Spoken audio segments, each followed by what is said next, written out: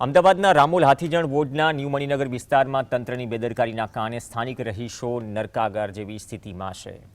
માર્ગો ખોદીને લાઈનો નાખ્યા બાદ તંત્રએ નવો ડામર રોડ બનાવવાનું કામ અધૂરું છોડ્યું, જેના કારણે રસ્તો બિસ્માર છે। ગટરના ગંદા પાણી ભરાઈ ગયા છે। ઘણી જગ્યાએ ગંદુ પાણી 500 મીટર સુધી ફેલાયેલું છે। વાહન ચાલકો રાહદારીઓ મુશ્કેલીમાં છે। સ્થાનિકો મુજબ આ સ્થિતિના કારણે રોગચાળાનો પણ ભય વધ્યો છે અને જનતામાં તંત્ર વિરુદ્ધ ભારે રોષ પણ જોવા મળી રહ્યો છે। ન્યૂ મણિનગરના રસ્તા અત્યંત ખરાબ છે। 1 વર્ષથી કામ ચાલી રહ્યું છે અને વાહન અમારે ચલાવવામાં બહુ તકલીફ પડી રહી છે અને તંત્ર જાગતું નથી, બરાબર। અરે અમારે કોઈક દિવસ અમારું ભોગ લેવાઈ જાય તો એની જવાબદારી કોણ લેશે?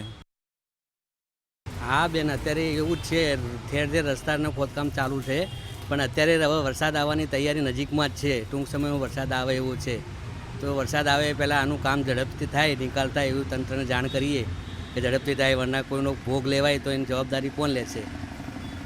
કેટલા સમયથી ન્યૂ મણિનગરમાં આવે? 1 વર્ષથી આવું ચાલે છે। કોઈને કોઈ જગ્યાએ ખોદકામ થતું જ હોય છે।